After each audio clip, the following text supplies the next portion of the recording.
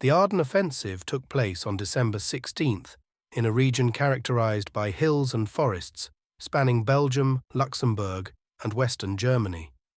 The primary objective was to cross the MS River and seize the main Allied supply base at Antipy. The intention was to isolate US forces from their suppliers and create a division between the Americans and the Anglo-Canadian armies operating in the north. During the initial assault, 3 German armies struck the relatively quiet and undermanned sector of the US lines, catching them off guard.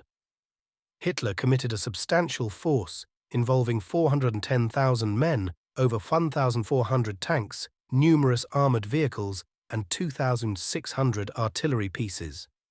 Despite making notable advances, stubborn pockets of US resistance disrupted the German timetable, allowing the Allies to initiate counterattacks on the German salient, often referred to as the Bulge. To alleviate pressure on the Ardennes front, Hitler launched a secondary, less potent offensive in the Alsace region on the night of December 31, 1944, named Nordwind. This offensive targeted another thinly defended section of the US lines, eventually deploying approximately 17 understrength divisions.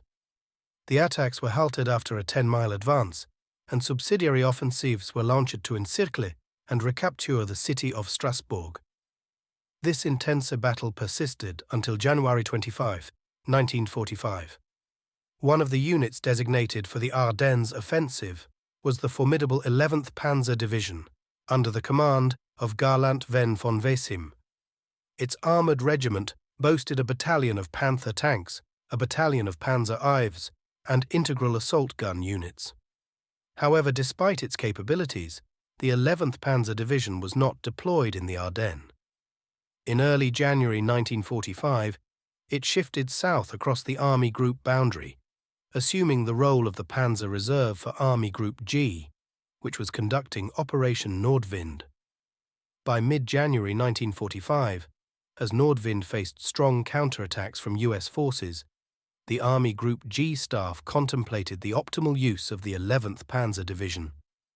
Various plans were devised, but all were ultimately rejected for different reasons, leading to the shelving of these proposals.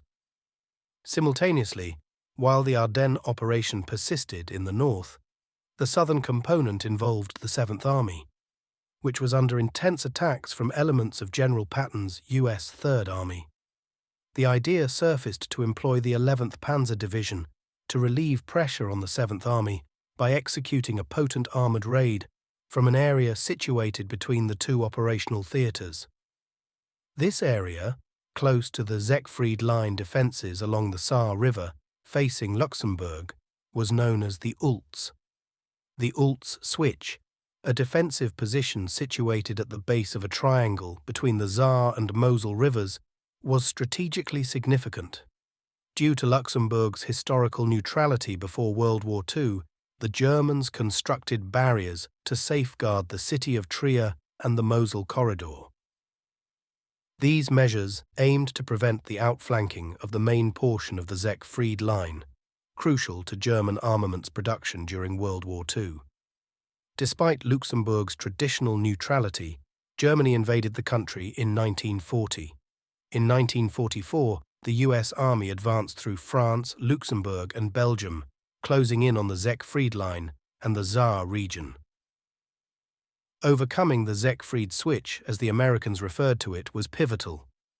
In January 1945, the Ulz Switch, consisting of 75 bunkers and 8 miles of anti-tank obstacles, was defended by the understrength and stretched German 416th Infantry Division.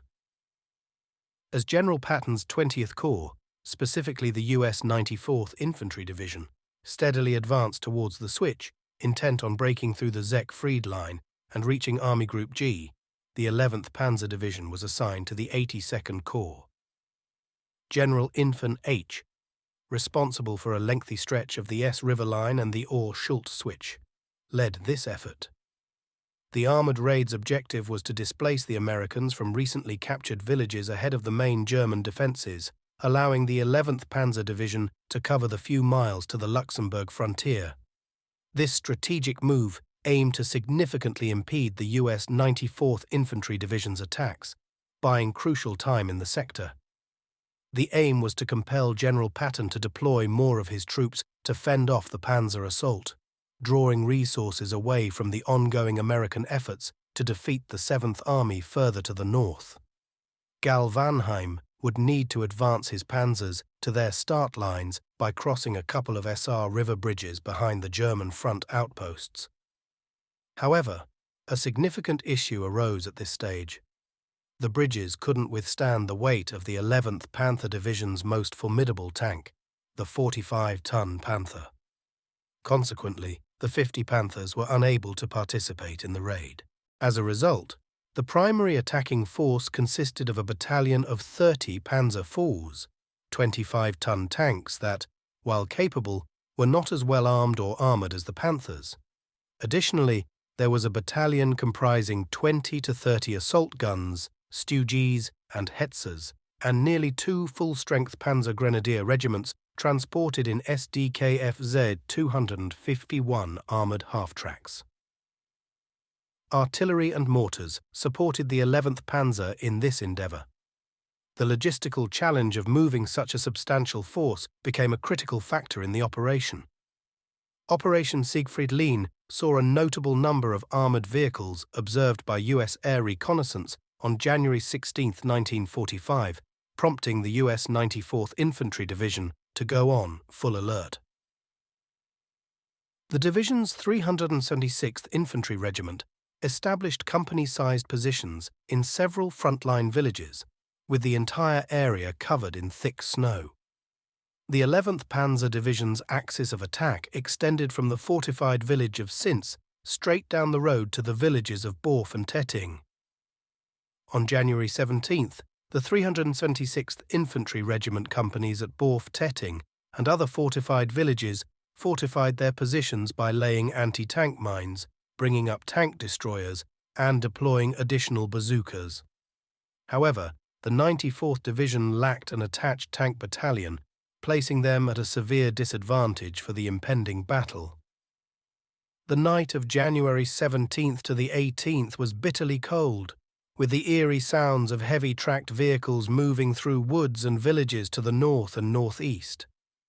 The 94th Division soon identified the advancing force, especially after a patrol captured 2 German prisoners from the 11th Panzer Division. At dawn on January 18th, the Germans initiated a 20-minute preparatory barrage of artillery and mortar fire, blanketing the US positions at Borf and Tetting. Subsequently, a long column of tanks, assault guns, half-tracks, and infantry marching on foot emerged from the village of Sins in the northeast. The Americans called down their artillery strike, and the 11th Panzer Division charged the force, dividing into 2 groups that assaulted Borf and Tetting separately. An hour of confused and often hand-to-hand fighting followed in the villages. Mines and bazooka teams disabled several German tanks, and the Americans managed to repel the initial assault.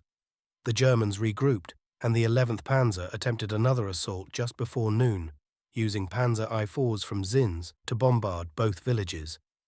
At 2:30 p.m., 3 Panzer Grenadier battalions launched a fresh assault on Tetting. Despite fierce fighting, the US company defending Borf was under intense attack, leading them to abandon the village that night and retire to Tetting. A fresh battalion of the 376th Infantry moved up to Tetting, but found itself under heavy German assault. On the night of January 21st, the 11th Panzer dispatched a separate group to attack the village of Putor. Panzer Grenadiers captured half of the village and stormed a nearby castle. But the Germans faced difficulties due to winter weather, fuel shortages, and persistent US artillery fire. With the Panther Battalion unable to move forward from behind the Saar River, the Germans lacked sufficient armoured strength. Following losses in tanks and assault guns, the Germans managed to capture Tetting, advancing their front some 3.5 miles west into the US lines. The raid prompted the Americans to divert the 10th Armoured Division to assist the 94th Infantry in its attacks, and the 11th Panzer was partially pulled out. with positions taken over by the overstretched 416th Infantry Division. The 11th Panzer raid afforded the Germans a brief respite before the American counterattack commenced, ultimately reducing the German defences.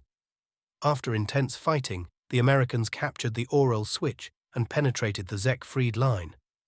If the 11th Panzer's 50 Panthers tanks had been deployed alongside the 30 Panzer IVs and approximately 30 assault guns, the outcome would likely have been significantly different.